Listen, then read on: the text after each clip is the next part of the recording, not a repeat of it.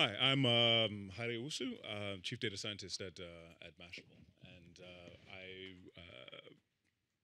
wanted to talk a little bit about a point of interest that we came across recently. Now, I'll mention that at Mashable, we are particularly interested in trying to understand and forecast the essentially virality, but in particular how popularity progresses for individual pieces of content. We built a product called Velocity, and Velocity does precisely this. It is a forecasting tool that sits atop a massive crawler that ingests large amounts of URLs every day, about 1 million every day. About 65,000 of those end up being socially engaged with. So you can imagine that if you come across a random URL, it is not likely to be shared by any of your friends and colleagues. But for the ones that are, we ingest those and we classify them, identify all the relevant features for making a prediction for how much activity it's likely, or how much engagement it's likely to receive on Twitter, Facebook, LinkedIn, and so on. So Velocity makes its forecasts based on early temporal signals. We clock the amount of shares that a piece of content receives in its earliest moments after, typically after publication. So one way that, particularly as a publisher, Mashable is a publisher. One way that we'd like to think about this is a member of an editorial staff will write a piece of content and will publish it and make it go live, and it'll accrue immediate attention. And our task is to figure out where that engagement will saturate, when it will saturate. In addition to the early temporal signals, we also take note of where those signals are coming from, and also the content type. So we're accordingly very, very, very interested in trying to understand this process at as much of a granular level as possible. So there was a previous talk by Jake Hoffman, and I confess I wasn't here. So if I'm extremely repetitive, please forgive me. But this for in the development of Velocity, this paper was particularly useful because I think it highlights the complexity of the problem that we're trying to solve. And what is particularly interesting about social cascades, you'll note that below each of the tree graphs is a cumulative graph of engagement. We'll assume that each one of these trees, the nodes on the trees are individuals, and the edges between nodes imply some kind of transfer of the piece of content in some social network. For Velocity, we only have those cumulative graphs. We are entirely blind to the underlying social network structure. We don't see the cascade. We have to try to predict what the cumulative values will be in absence of all this beautiful structure.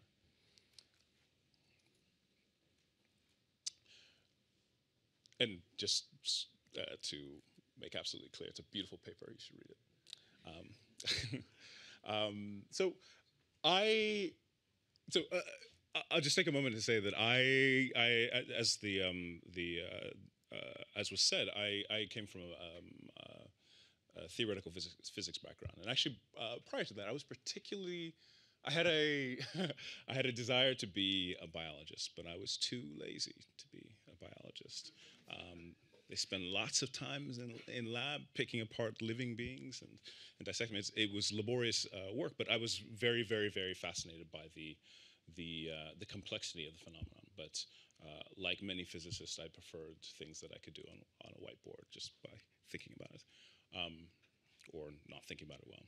So when I joined Mashable, the beautiful thing was that I had this challenge to try to predict the cumulative behavior of cascades. And one of the first things that we tried to do was just to explore the guts of the problem, really get down to the mechanics of the problem. we established a mini experiment whereby we tracked how people were sharing our content through share buttons on our pages. So we'll have an article, and as is typical, you'll find a button somewhere on the article that facilitates your passing it on to a neighbor or friend if you find it interesting, you think they will too. And we tracked all of that behavior and basically built out a handful of cascades so that we could have actual data to build out a model. And this is what that looks like in real time. So this is a large connected component of a cascade resultant from a piece that we did about a sentimental advert for an airline called WestJet. It's a silly ad. It's kind of lovely and kind of tearjerkery, but it did very, very well. And in short periods of time, small nodes accumulated lots of subsidiary nodes. And just to clarify, each of those nodes is some user. And an edge between a downstream node is a viewer who has received the content via a share button off of our page. Most cascades don't have this kind of beautiful structure, this kind of deep branching. What is very typical for content is that there will be a central node, and it'll be basically a star tree, right? A central node, and every other node has in degree 1 and out degree 0.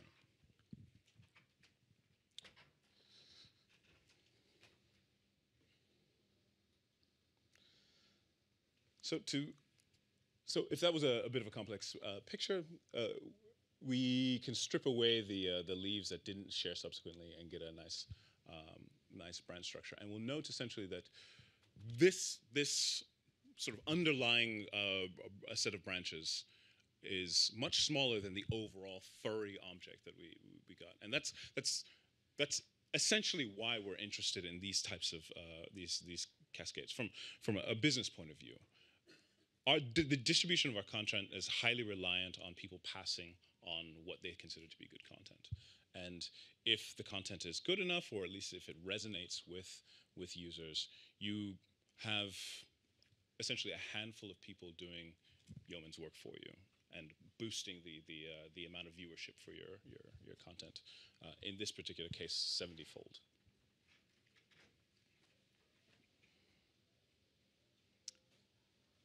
So that's an outside view of the phenomenon, right? That's what it looks like when we set up an experiment and we try to pierce beyond the veil and get a picture of what a cascade looks like, which is very much a task for velocity. But outside of the context of velocity, or at least as an attempt to deepen our work with velocity, we're trying to understand what a viral cascade looks like from the inside. And what do I mean by that? I mean, essentially, if you are in the wave of a viral phenomenon, what does the experience of that virality look like to you? Sort of general, as a statistical statement. So there was a recent paper written by Christina Lerman et al. Called The Majority Illusion, and this is another really lovely paper that examines something called the friendship paradox. This is the idea that if you sat in your social network, and you can think of your actual physical friend network, or you can think of Facebook or Twitter or Google Plus, and ask the question, sorry, and ask the question, sort of, how many friends do I have? And how does the number of friends that I have compare to the number of friends that friend X and friend Y have? And the interesting thing is that, in general, you have fewer friends than your friends do. And you can make this statement rather rigorously. The overwhelming probability is that your particular number of friends is smaller than the average of your friends. It's called the friendship paradox.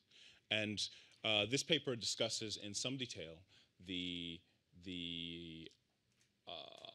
the more general statement, which is essentially called the majority illusion. Essentially, any binary property associated with nodes in a social network where the degree distribution is heterogeneous, essentially power law distributed, you will find that other people have it more than you do.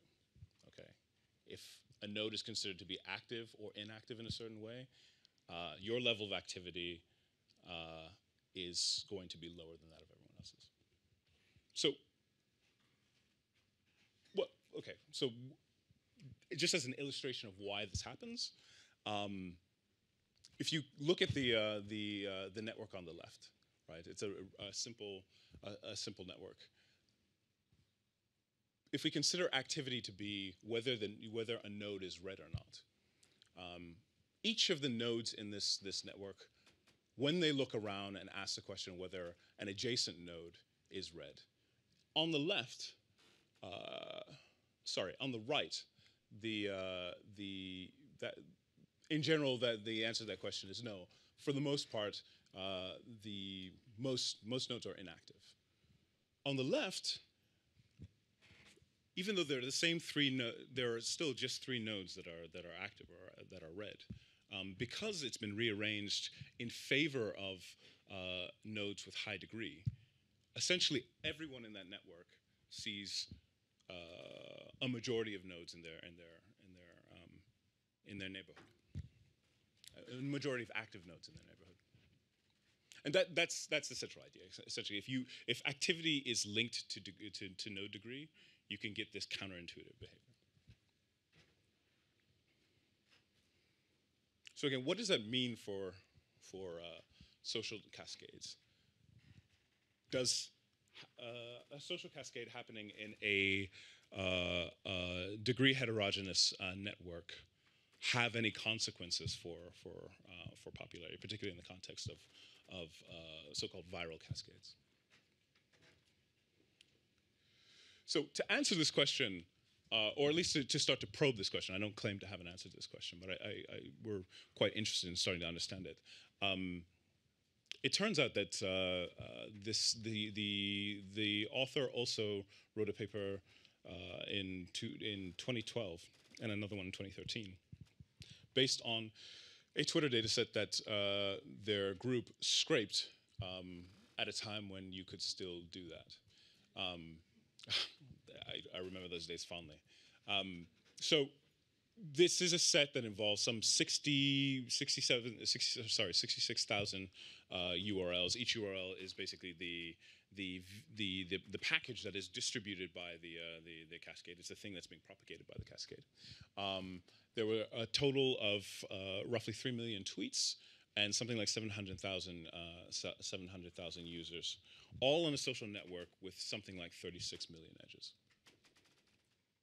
So this is a lovely data set to work with. Most other Twitter data sets are either just the graph or a set of tweets.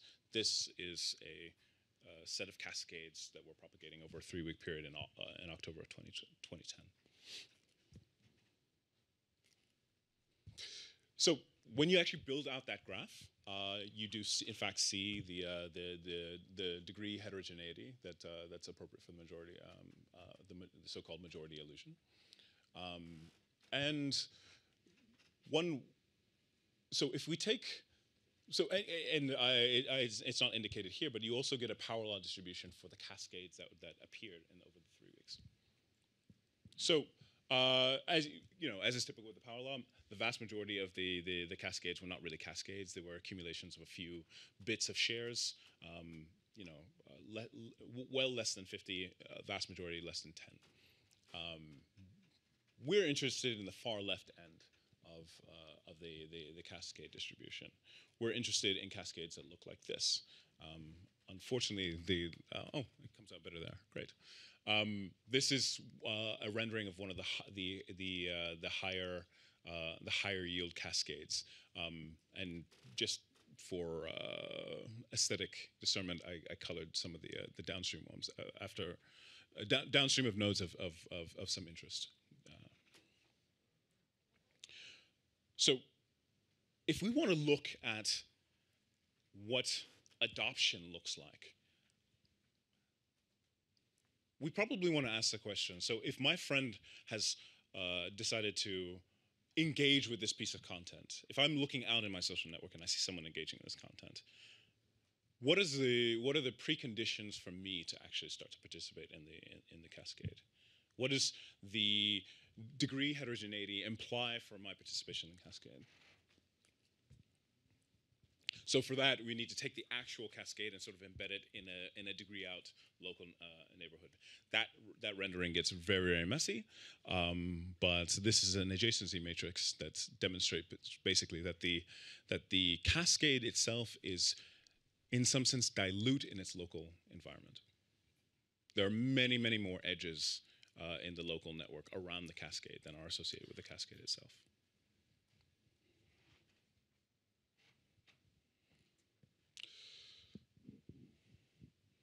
So the particular procedure that we undertake is that we have our cascade. We have the time series of our cascade, literally every engagement event within this 3-week period. And what we want to do is basically line up each node in order of it having engaged with the cascade. Either it posted a tweet or it replied to somebody else's tweet or retweeted a tweet. Now, in the data set, the distinction between these is not very large. I have no way of knowing whether there was a reply event or a retweet event. That's simply not indicated in the data set. So we want to use that to build out a time series. And what is the value in this time series? The value, and we'll call it alpha, is basically the number of adopters that you follow. Sorry, the number of people the number of people that you follow that have adopted or have participated in the cascade divided by the number of users that you follow. We'll call that alpha, and then we generate that time series. Now, initially, when I thought about this, my thinking was that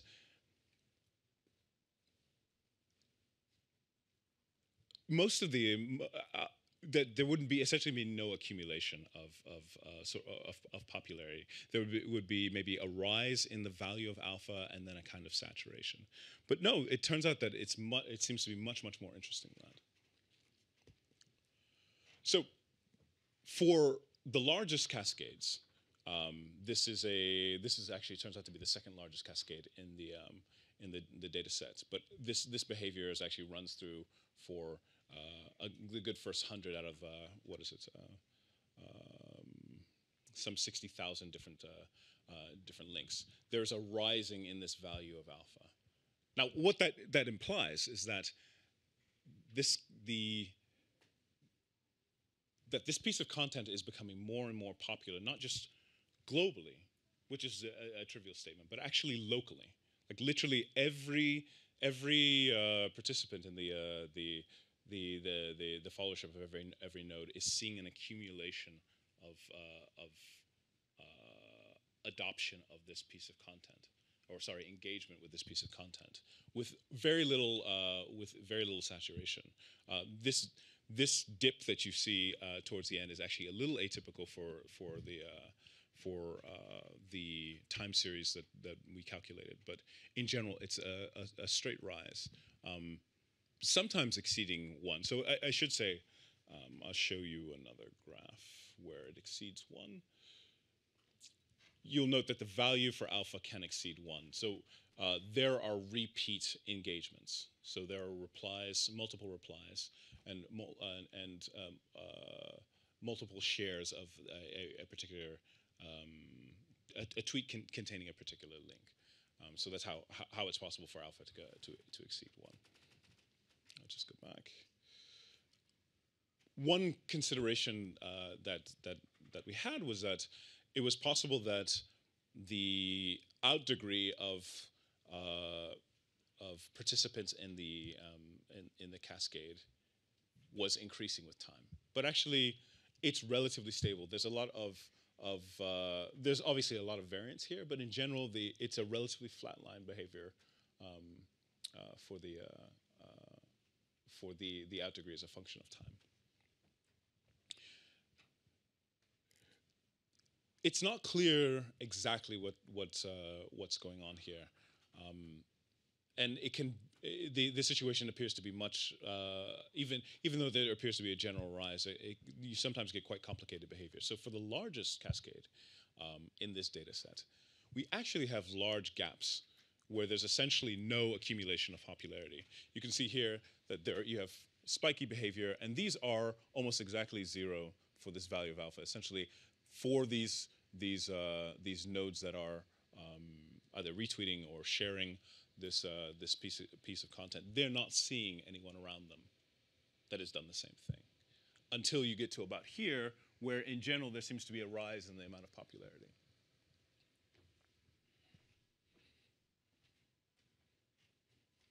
So I'll say again, I found this to be quite counterintuitive, because while it's typically clear from one's own personal experience that things become more popular as you become more inclined to participate in a cascade, that what typically precedes that is a certain amount of threshold popularity. I expected that to plateau. I didn't expect it to rise. So, oh well. Anyway, I was going to say questions, and then I was going to say we have many questions, but that's the end. Thank you. Yes, because we are a little behind schedule. Let's keep it to one question. Any burning question? Any burning questions at all?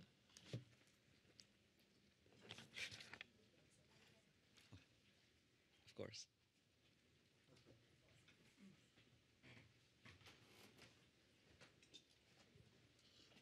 I actually have 2 questions, if I'm allowed. The first one is that in Jake's talk this morning, he said that predicting what will go viral on the basis of individual users or types of content was actually really, really difficult. So my question is, have you solved that problem? And the second part of that is, given that you're giving your users information about what's about to go viral, aren't you sort of shaping that process and determining what's about to go viral as well?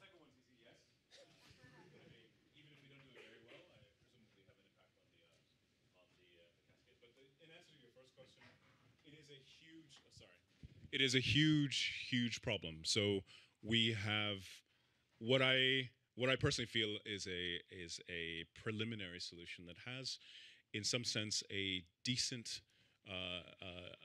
accuracy. We are constantly looking to improve our accuracy. We have. So there was some research that Facebook undertook. So you would imagine that Facebook is also particularly interested in this problem, right? And they took the time series of some set of images that were quite popular. They noted when sharing, basically every share event they had. They also had detailed information about the image, including image size, the color schema. They have everything, as you might imagine. So they tried a bunch of your standard machine learning techniques to try to determine under what circumstances they could predict the final values for the accumulated shares for the cascade. And what they found was that the problem is probably best stated as a kind of point-wise classification. So if you imagine that you're at a particular time in the cascade, you've accumulated, say, 5 shares, then you ask the question, okay, will I acquire 10 shares or more? And so that was a binary classification. And they ended up figuring out how to do that with an accuracy of about 80%.